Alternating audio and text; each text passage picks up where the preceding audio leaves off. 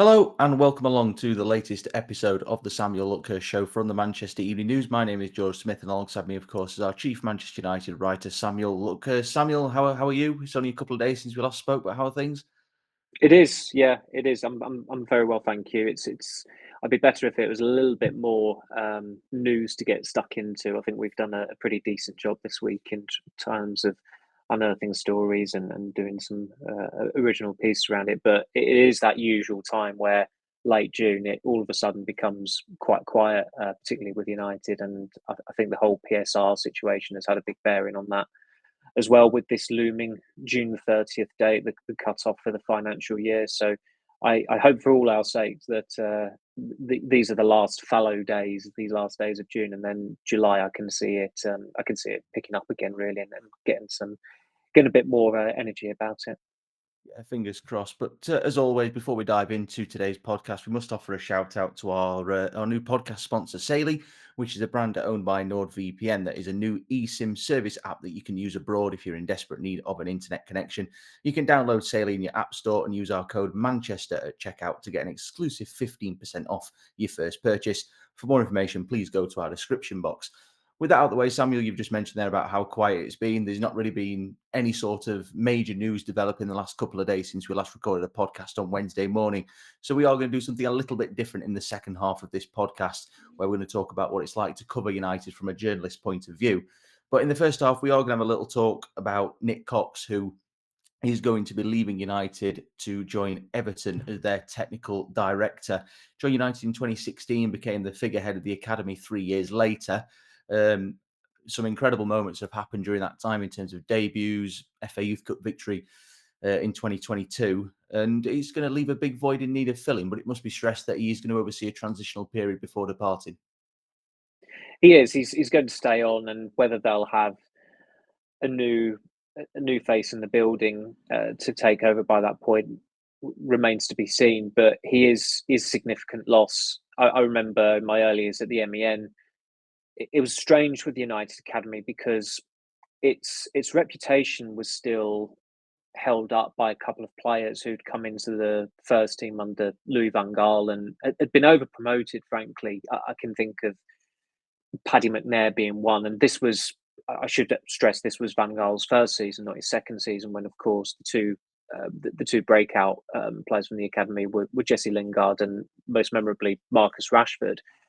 But I think during his time, Van Gaal gave debuts to something like, it was between 12 or 14 academy players.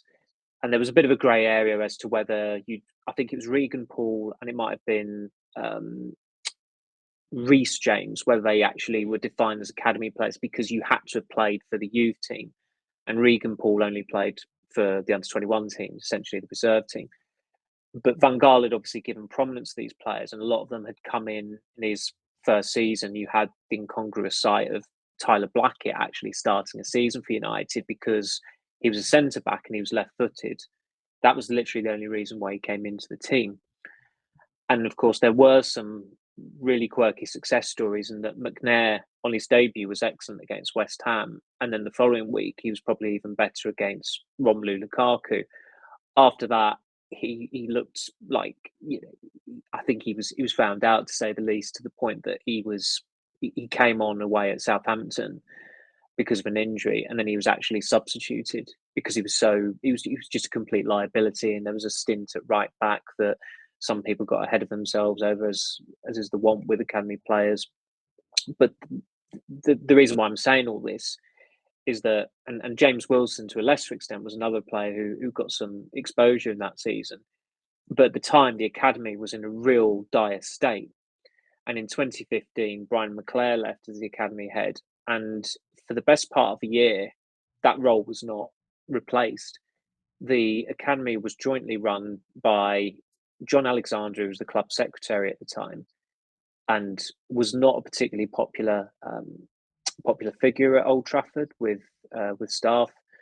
He was a Liverpool fan. Remarkably, he was still quite present at Old Trafford as recently as last season. He's also the uncle of Trent Alexander-Arnold, hence the surname. But he was jointly running the academy with John Murter, who was not as well known then, as he would become at United, and was, I think, a far more credible figure to actually oversee the academy at the time. And it wasn't until 2016, early 2016, that Nicky Butt came in and was starting to oversee the academy. And at that point, they did become. 2016 was an important year for the academy. You saw a lot more aggressive recruitment going on. I'm thinking of Tahi Chong, who was a real big name, certainly at academy level, to come in from Feyenoord. I think there were some others like Nishan Burkhardt. I'm really testing my knowledge here. Joshua Bowie was quite a relatively. There were headlines about these kids when they were joining the United Academy, and that hadn't happened for a while. And of course, the academy was still, its reputation was still held up by what Marcus Rashford and Jesse Lingard had done. I mean, Lingard scored the winner in the FA Cup final that year, but beyond it had been neglected. And if I remember, the Red Issue editor at the time, even though the fanzine had since folded, it still stressed, it still expressed its absolute disgust, really, that this role, one of the most important roles at the club, was not getting the attention that it deserved.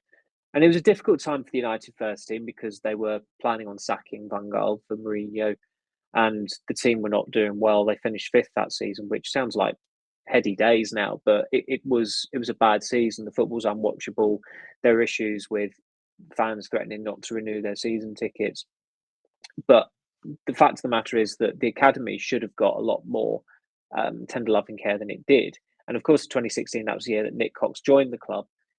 And certainly for a few years, I think the academy, you could see progressive strides were being taken. They had a couple more campaigns in the UEFA Youth League. You saw more good players come into the first team. It was becoming. It felt like it got a little bit more prominence under Ole Gunnar Solskjaer as well. Of course, under Mourinho, his academy legacy was Scott McTominay.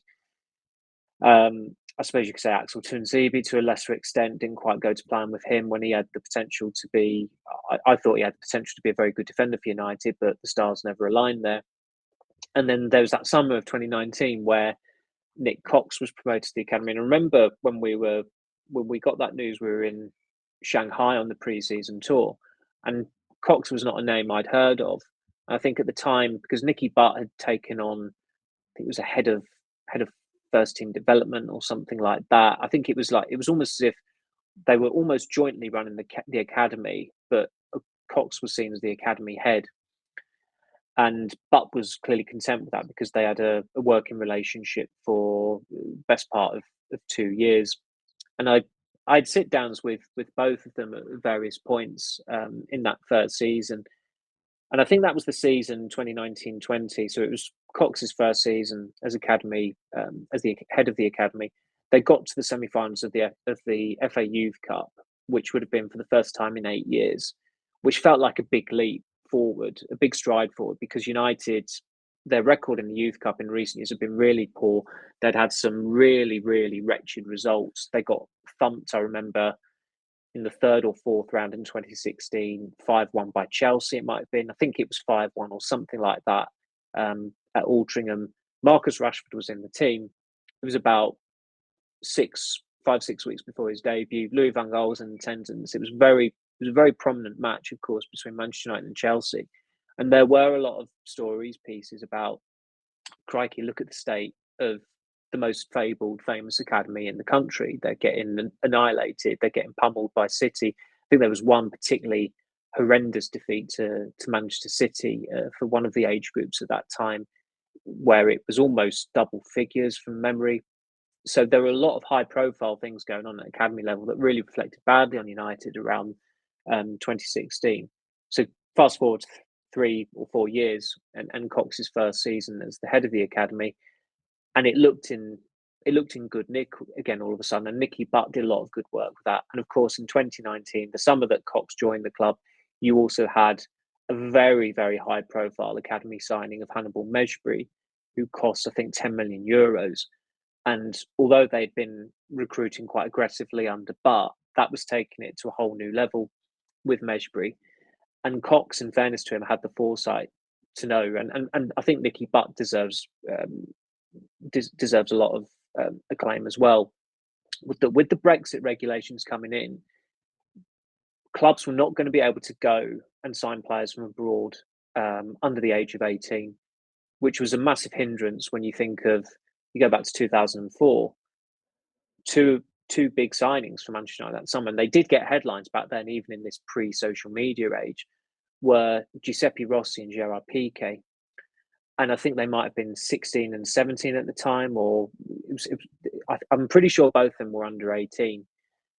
And so that United were doing it as far as back then, buying players who went on to have, in the case of Piqué, a great career.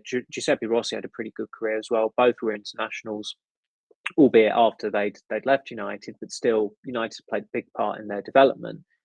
So not having that possibility to go for these players, they knew this was going to come in, this legislation from 2021 would it have been, I think, in terms of affecting Premier League clubs. So then you go to 2020, and I remember at that time, of course, because of the pandemic, any kind of news you can get, it's a bonus. And in fairness, the season had restarted and football's underway again. But there was a hell of a lot of interest and a hell of a lot of attention on these kids coming in from Spain. Marc Jurado from Barcelona, Alvaro Fernandez from Real Madrid, and of course, Alejandro Garnacho from Atletico Madrid.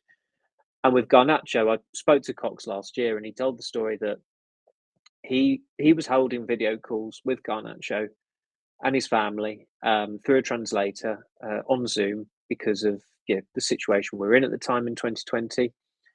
And he remembered outside his office, his two lads were having a dispute over some video game that they were playing on the Xbox, I think it was. And he heard this going on in the background while he's pitching to this 16-year-old kid why he should leave Madrid to come to Manchester at the height of the pandemic when he can't speak any English at the time. Clearly, the pitch worked. Garnacho came to United. He was the star in their first ever FA Youth Cup win since the class of 2011. He scores in an FA Cup final in 2024. This time last year, he was deemed untouchable. We know it's likely to end on a sour note, unfortunately, because of what happened last season. But has he been a good player for Manchester United? Absolutely. And that will probably be, when people talk about Cox's legacy and his impact, Garnacho will be the lead image on it, because look what he did in the Youth Cup final, look what he did in the FA Cup final, what he's contributed to United. It makes it even more of a pity that his United career will effectively end after 5 years. But to have been able to have convinced a very callow 16-year-old at that time, when there's a pandemic going on, when naturally his comfort zone, you might have thought, clearly, even though he wouldn't have been, and his family wouldn't have been as remunerated as well had they stayed in Spain or stayed in Madrid as they were in Manchester, it's still a big ask. And Garnacho was having to train, I think, at the Cliff with this big marquee, because they had to have all these these temporary training methods in, and all these almost gazebos, if you like, for COVID testing. And he'd be given essentially a lunchbox for his meal plan to take away with him, because you couldn't eat in a canteen in a communal environment, again, because of COVID-19 protocols. And that first season for Garnacho was, although he came in at a very young age, he was younger than Jurado and Fernandez by a year. It was just it was a season of adaptation. He was like his impact on the academy that season was a footnote. But United had also had a couple of other high-profile domestic signings that summer in 2020, which were, of course, Charlie McNeill switching back from Manchester City, and Joe Hugill coming down, I should say, from Sunderland. Hugill, unfortunately for him, his professional career, it's hit the skids a little bit after a couple of unsuccessful loan spells with Wigan and Carlisle. But academy level, he was wanted by Tottenham, he was wanted by Arsenal, he joined United, and he was excellent that first academy season. And I think a bad injury in his second season, that seems to have had a really detrimental impact on his development and his growth as a player, unfortunately for him. Charlie McNeill was seen as a particularly significant signing because he was in United's academy at a very young age, but he joined City's academy because City's academy was a lot better. And you look at the facilities that City have still, nearly 11 years on from opening the CFA, it's still better than Manchester United's. And that's something that United are going to have to eventually address, even though the stadium's going to take priority. People at the club know that Carrington is not fit for purpose effectively. So they need to have a shine. They can't just trade off the history with the academy. Yet they've got the academy to a level where young players want to go to United again, which wasn't the case before Cox came in. So Hugo was an example of that. McNeil was an example of that. Chido Obi, defecting from Arsenal last year, was an example of that. People at United this week were even adding in Aidan Heaven, which you can kind of count because although he'd played for Arsenal's first team, it was only one substitute appearance.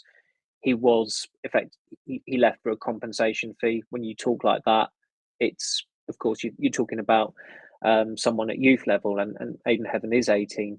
The Fletcher twins in 2023, who'd spent a long time in City's academy, nearly 10 years, I think it was. I think they joined City's academy in 2014.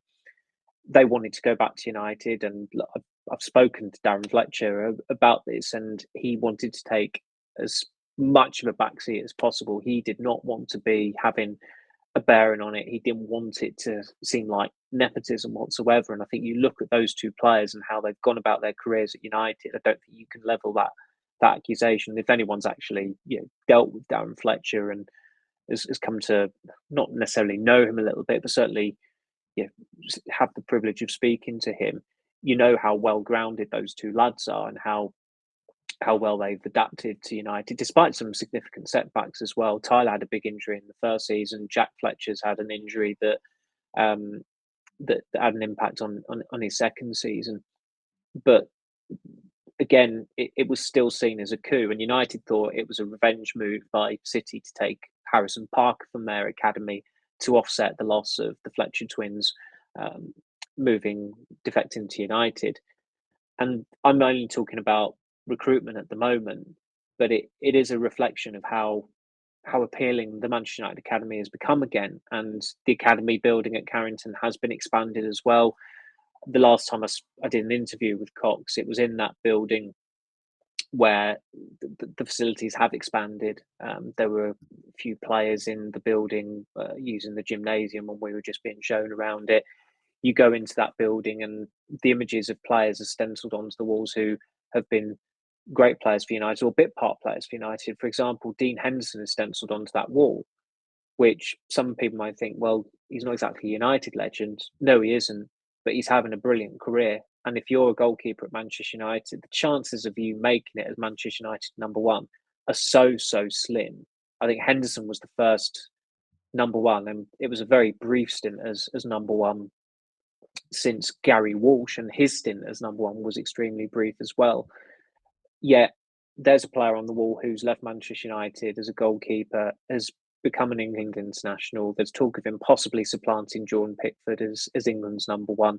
He's going to be playing in Europe next season. He won the FA Cup. He was man of the match in that FA Cup final. Why wouldn't you have him on the wall? Because he is an academy success story, even though United botched him as a possible first team number one.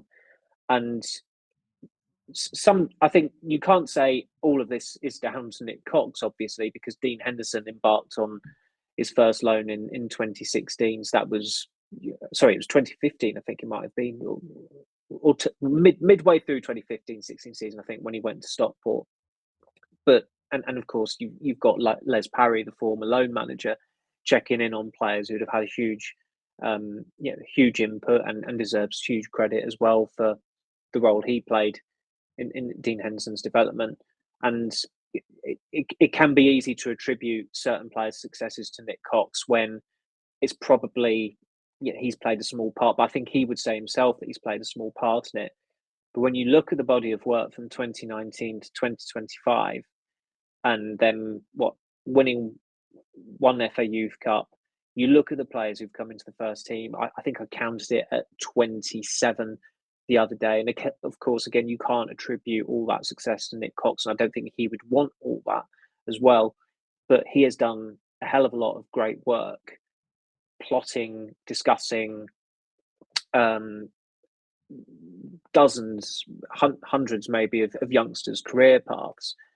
And quite rightly, people at the club see his impending departure as a loss, because it has been a really successful period for the academy, and you can't always measure that just by like, how many FA Youth Cups have they won.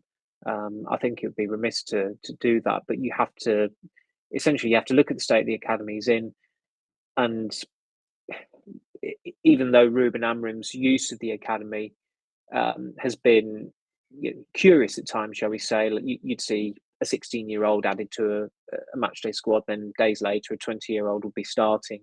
For example, there Godwill Kokonki and then Tyler Fredrickson coming in making his debut. But I didn't mention Harry Amas among the recruitment coups, but he's another one. And of course, in that 23-24 season, it was pretty much a triple crown, wasn't it, from the United Academy in terms of everything. They won almost everything at youth level, apart from the Youth Cup, where they froze on a night at Swindon Town and lost 2-0, which was bizarre because they swept all before them, before and after that, and had a near perfect season at youth level. And that was the season where you had the 250th Academy graduate in Ethan Wheatley coming on against Sheffield United. Last season, they probably should have done a lot better in the Youth Cup as well, losing to Aston Villa in the semi-finals. But they've become a lot more competitive at that level. And even during trying times during COVID, where it was unpleasant for us for various reasons, just as people living with their families and us being a lot more grown up than teenagers at football clubs who are they living in digs? Are they living with their families? Some of them having to quarantine, as was the case with the lads who came over from Spain. But you look at the players who've come in on Cox's watch, and United are starting to become better at selling some of those players as well. In terms of Alvaro Fernandez should clearly deserve a chance at some point in the first team. Didn't happen, but he's now playing at the Club World Cup for Benfica, playing the Champions League for Benfica. Cox can say, look, that is a personal success for Cox, absolutely, even though Ten Hag inexplicably didn't give Alvaro Fernandez a chance. So Everton, it'll be fascinating to see how he gets on at Everton, because technical director is obviously a big step up, but he's shown certainly at youth level that he has got an eye for a player. And when it comes to actually overseeing the academy side of a big football club, and Everton are a big football club, I think they're in, that should stand them in good stead, and it will be a big task for the next man who comes in at United, who replaces him. Most definitely, he's earned his stripes, hasn't he? He's done excellent work, as you've mentioned there, Samuel. He's recruited countless promising youngsters, whether they've enjoyed good careers at United or gone on to have them elsewhere. And as you mentioned, the 2024 FA Cup final with Garnacho scoring in that, Mainoo, another one, not recruited, of course, come through the academy from a very young age, but Nick Cox playing a key role in forging his way to the first team. And it's players like Mainoo, Garnacho that will be the mark on Nick Cox's legacy, isn't it, at Old Trafford? It has to be, and I did ramble on for quite some time there, and it was quite. There was a period where I was focusing quite heavily on the recruitment, but of course, the essence of United as an academy is local lads, and sometimes you get lads who come through and they're seen as practically adopted Mancunians, even though they're not from the area. I mean, David Beckham is a classic example of that. And it has become more cosmopolitan, where they have been signing players from abroad, and they've had some very high profile. They had some very high profile arrivals under Cox. And okay, Chido Obi, he came from Arsenal, but he's a Denmark youth international, and he's making strides there. And for him, although last season was an absolute disaster for United, for Chido Obi, it could hardly have gone any better. The only way it could have gone better, probably for him on an individual basis, was if he would have scored his first competitive goal in football. But he still ended the season scoring a couple of goals in a friendly for the first team, and having the privilege to lift whatever the name that cup was in Hong Kong. And already people are quite rightly excited by him. again, I think fans in particular, they tend to get ahead of themselves and they do overhype young players, and that can definitely be unhealthy. And there are certain accounts out there, I think social media accounts, that really don't do the players themselves any favors, because the players will see the adoration they get and they'll start to believe their own hype. And that's where United have got to come in and really temper that a little bit at times. You know, it's always, you can't always say it's been perfect over a period of someone been at a club, and obviously that's the case with Cox. I think the one area where United as a whole clearly let themselves down was Mason Greenwood, and the reaction to that, and the intention to reintegrate him into the squad that was abandoned after after fans expressed their uproar over it.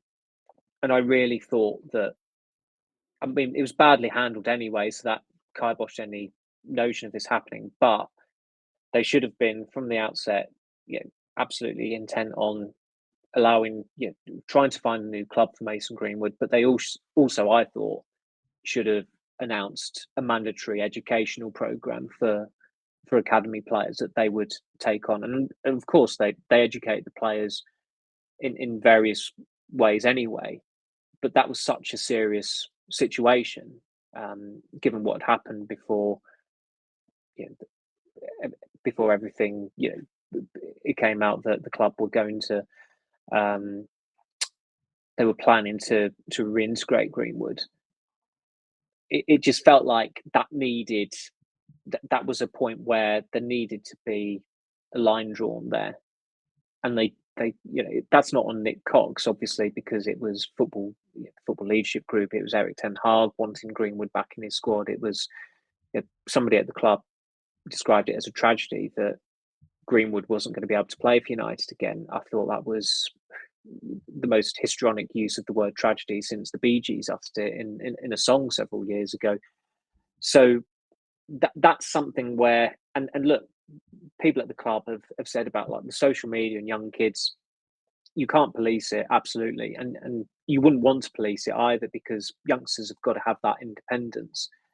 But you also want to, and in the majority of cases, Manchester United obviously do develop, they don't want to just develop good footballers, they want to develop good human beings as well, because they recognise that they have a huge role to play in the development of youngsters, not just as footballers. They want them to be polite, they want them to be humble, they want them to be good personalities. Everyone's going to be a different personality, but there has to also be a common thread with the way they conduct themselves. And you do see it from time to time. Like, it was, I can't tell you which one of the Fletcher twins it was, because it's difficult to tell them apart.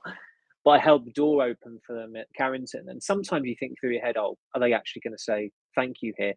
And whether it was Jack or Tyler, they couldn't have said thank you more politely. So I thought, well, it's not a surprise. It's not newsworthy as such, because they've been brought up very well by two very caring parents anyway. And you've also got those United ethos drummed into you as well. But occasionally you will come across, and we see it at first team level, and it's not necessarily the academy players, but you do come across some aloof players. But some of them have come through the academy, and sometimes you're not going to get it right every time, and it's not always going to be on you every time in terms of hothousing that youngster or overseeing that youngster's maturity. The parents have to, of course, take the bulk of the credit or the bulk of the blame, just depending on which way it's gone. But ultimately, as I think, as we probably covered earlier in the week, with just reflecting on Cox's departure, you think of the Youth Cup win, you think of Garnacho and Mainoo scoring in the FA Cup final. And also, probably, it was on his watch, even though it was going to happen. You had the 4,000th game, the 4,000th successive game where an academy player was in the first team squad against Everton in December 2019, and the 250th academy graduate, where, again, although it's, I think that there was an acknowledgement United that Ole Gunnar Solskjaer in particular was very prone to just, padding the stats in terms of how many lads from the academy he could give a debut to, most infamously in Astana, where it'll probably become a quiz question, and probably should be a quiz question already, like who were the academy debutantes that day. And even though I was there, I wouldn't back myself to be able to name all of them, even though Damani Mellor is someone who does immediately spring to mind, which probably, you know, says a lot about my memory and some of the useless information my memory stores. But the academy has to be able to provide players who are going to be under consideration to play for the first team, and the academy has been in ship shape in the last 6 years. It's impossible to deny that. Well, there was 6 in total, actually, Samuel, from that game in Astana, and one of them will be coming up against United in the Premier League next season. If that rings any alarm bells for you, putting you on the spot there? No, it won't be James Garner because he'd made his debut by then. So it's not Damani Mellor, who's at Macclesfield, I think. It won't be Dylan Levitt. This is what I mean. It's not Dijon Bernard, who's at your beloved Sheffield Wednesday still, I think. Lee Grant was in goal, so it's obviously not him. Crikey. Did Ethan Galbraith play that night? He did. He made his debut that evening, yeah. Yeah. So it's 2 more. I'm going to be kicking myself because I think the big story going into it was that Max Taylor was in the squad, and then unfortunately for him, Max Taylor didn't make his debut. God, put me out of my misery, please. The man that you're missing is Largi Ramazani, now of Leeds Of United. course, Leeds. Yeah. Who's Yeah, when he was released, it was seen as a bit of a surprise because United did want to keep him, but he went to Real Zaragoza, I think it was. But yeah, I don't think he'll even get booed if he plays at Old Trafford next season. I'm not too sure not get United recognised. fans' memories have memories as have. I don't think there'll be that many anoraks in the crowd to make the booing audible. No, most probably not. And on that note, Simon, we will move on. How you've obviously mentioned there about the information that your mind stores and your memories and all the other things. You obviously are our chief United writer. You've been with the MEN for a number of years, and now we are going to talk a little bit about basically what it's like to cover Manchester United from our point of view. You've obviously been covering this club a lot longer than I have. Samuel, when did you start covering Manchester United? Was it first for the MEN? Was it elsewhere? And just how have you found covering the club throughout your career so far? For the MEN, I joined the MEN in October 2014. Before that, I was living and working in London at the Huffington Post. But I was certainly the first season I was properly covering football and going to press boxes was the 2013-14 season, which was, of course, a fascinating season for a myriad of reasons. You had Moyes at United, Mourinho back at Chelsea, Liverpool's unlikely title charge, an absorbing title race with City winning it. Arsenal were a really good story that season in terms of what was going on there, where they threatened to win the title, but then they also got walloped 6-0 by Chelsea, 6-2 by City, and I think 5-1 by Liverpool. It was, and they ended their trophy drought that season. Tottenham that season sacked a manager, and it was the half season of Tim Sherwood, which was also eye-opening, going to Spurs games that season. But in terms of United, in a properly dedicated capacity, it was from 2015 primarily. So it's 10 years dedicated doing United. I've done every pre-season, post-season tour since 2016. My first was that infamous one in China where I was, couldn't wait to go there. It was like, great, go to China, see what Shanghai's like. Haven't seen it in Skyfall. Mourinho and Guardiola at the Bird's Nest, and it could hardly have gone any worse in terms of just how, to have a friendly cancelled, go all the way to Beijing for a friendly between the two Manchester clubs that is then cancelled on the day of the game is absolutely the worst news possible for the MEN desk. I remember getting a message back home from our editor saying how grumpy the MEN's editor was that this game had been cancelled. So not the best of tours, to say the least. Certainly the worst. My first pre-season tour was the worst, so at least I got it out of the way. But that Moyes season, I did do quite a few United games in London and coming up to Manchester as well.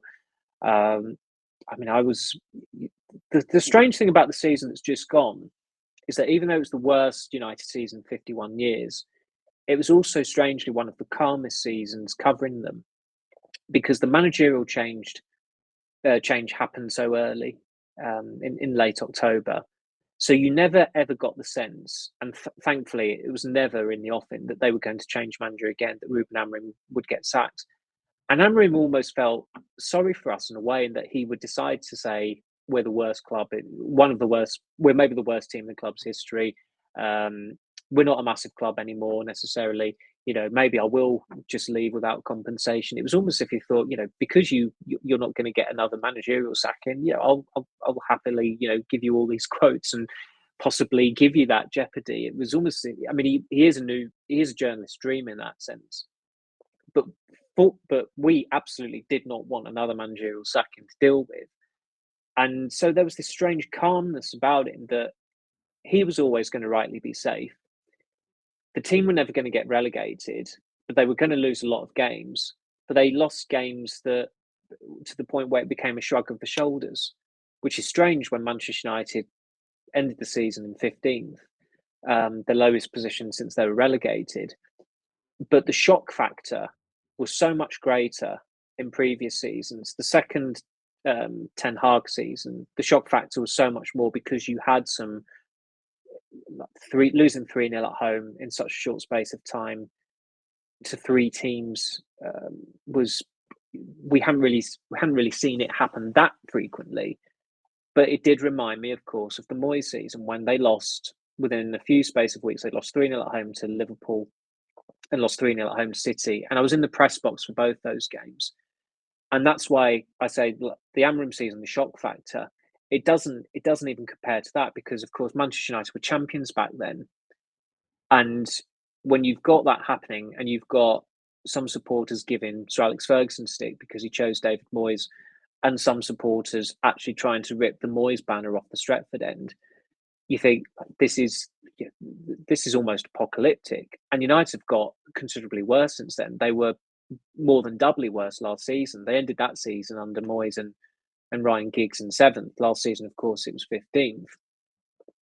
But certainly that Moyes season, even I think the Mourinho Solskjaer season, where Solskjaer had such a great caretaker stint, and then it turned so badly after he was made manager on a permanent basis, and particularly with that biblical Easter Sunday defeat to Everton, where they were horrendous and walloped 4-0.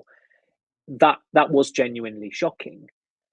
Whereas last season, watching Manchester United lose, it wasn't a shock. And I've seen, I've been present for United losing 5-0, 4-0. I don't think there's been a 6-0, but there's been a 6-1 and a 6-3, obviously, to Tottenham and City, 7-0 to Liverpool. But that 7-0 to Liverpool, it's not the worst I've seen United in person, because I think people probably remember, it was relatively recent. They were quite good in the first half. And certainly looking at the players' body language when they came out for the second half, you could tell that they were quite bullish and fancied their chances of salvaging the game. But then the second half was just one of the worst cases of disintegration by a football team you could ever seen. Yet it's that performance and that result is offset by the first half performance, weirdly. I maintain still that the absolutely worst performance I've seen from United was the 4-0 at Brentford in Ten Hag's second game of charge. I think partly because it was so early on in a new manager's reign, and the transfer window was going so badly, and there was just this idealistic way of going about it, where he thought he could play Christian Eriksen and Fred playing out from the back with David De Gea. And of course, Brentford very, very memorably informed them that no, you cannot do it that way.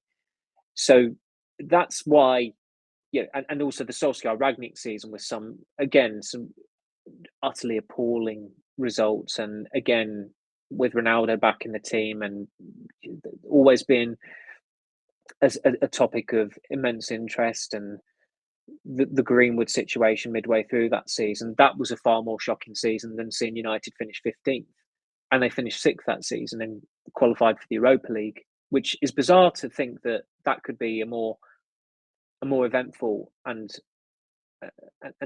fraught season watching and covering United, but it genuinely was. And one of the old director of comms, Charlie Brooks, he admitted that weekend, the Greenwood story, at that point he decided he had to get out of there. He told me, and I couldn't blame him, because he thought he'd seen it, or he joined in, I think it was October 2018, and about early December I asked him how's it going, and he said it's like the opening of Saving Private Ryan, where they're on the sea, they're approaching the beach, and then if anyone's seen Saving Private Ryan, when the doors open and it's just machine gun fire coming down, and he said it was like that. It's just that it's a constant bombardment that you're faced with at Manchester United. So it's quite a gruesome analogy to draw upon. But even for someone who works at Manchester United, it gives you an idea of how hectic it can be covering the club. And as I've said before, they're not the biggest football club in the world. It will always, as far as I'm concerned, it will always be Real Madrid, because I think any great player, the absolute mecca for them is to join Real Madrid, and in some cases Barcelona. But Manchester United are absolutely the most scrutinised sporting institution on the planet. You go on a pre-season tour, you see the fans who turn up for their games, the amount of journalists who cover the club. A pre-season tour, there are always a minimum 10 journalists from England, sometimes a dozen, travelling to cover Manchester United. You do not get that many for Real Madrid. And of course, I've done pre-season games where United have come up against Real Madrid in San Jose and Miami, and even Miami, which has of course got a huge Latino community. There were not as many Real Madrid specific journalists there as there were Manchester United specific journalists, and that's, I think in some ways in recent years, where United have had these, where it's been this doldrum decade, if you like, of not winning a title, they have become the rubbernecking team of the Premier League, in that clearly a lot of opposition fans are morbidly curious about how it continues to go wrong at Manchester United as frequently as it does. And that will only change, of course, if United become successful again. And the truth be told, I remember reading when I was at university, Daniel Taylor, when he was at The Guardian, who is one of the best. He's been one of the best correspondents on United that there's ever been, in Manchester football correspondence. And he did a book called This Is the One, which was centered on covering United under Alex Ferguson.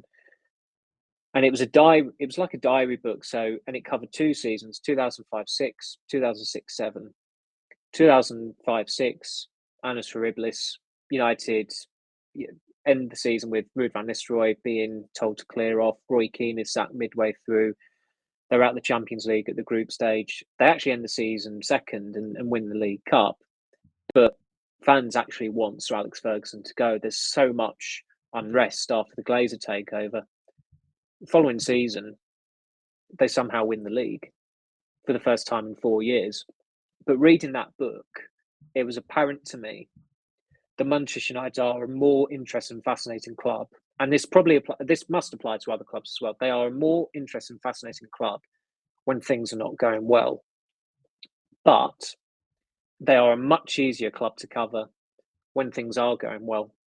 And unfortunately for me, during my time in Manchester, there have been very few occasions where things are going well, where it has been calm, quiet, where you can just get by writing pure positivity. And that's something that I think a lot of people conflate negativity with effectively just realistic and matter of fact coverage.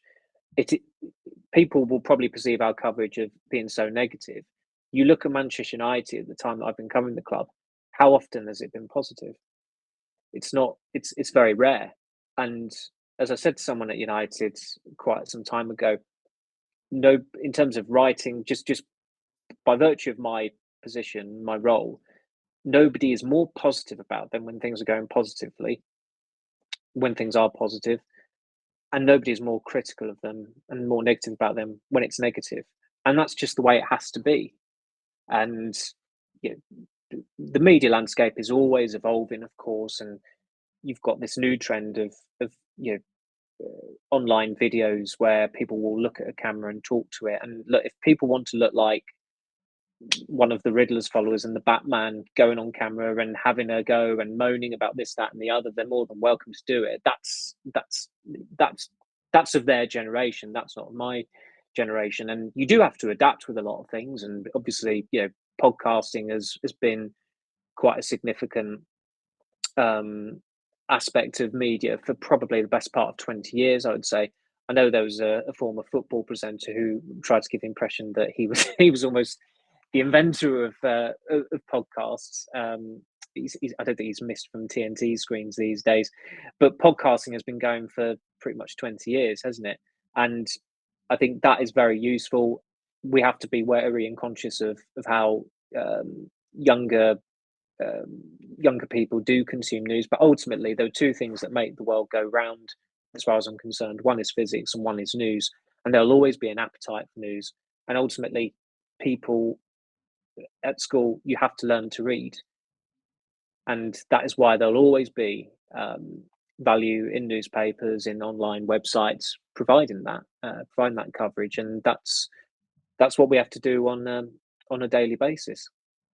Yeah, we do. And I've been on the Manchester patch since 2021. So 4 years now into this role. And like you said, Samuel, you've been on it for just over a decade, and there's not been an awful lot of positivity in that time. But I've seen it all already in 4 years. Nothing prepared me for what could possibly could happen on this patch. But to end on a cheerful note, Samuel, you've mentioned about how there's not been an awful lot of positivity during your time covering the club, but there will, of course, be a few standout moments. There's been a few trophy wins in that time. What is your standout moment, your most treasured memory of covering this football club? Until the FA Cup quarter final last year, and it's almost that's almost a highlight and a low light because I think I did say it on a podcast before. I was really unhappy with my piece that day. I couldn't. I really did struggle to keep up with that 4-3 extra time win against Liverpool. And I remember a journalist who doesn't do news stories and hasn't for several years. He once said that when it was that Barcelona PSG game where Barcelona had the 6-1 comeback, he was in the press box, and for the final minutes, he said he just closed his laptop. Now, 99% of journalists are not in a position to do that because you're providing news. And I think this whole thing of being given 20 hours to write a piece after a game that you've attended, you're missing out on the raw emotion of it, and you have an audience to service.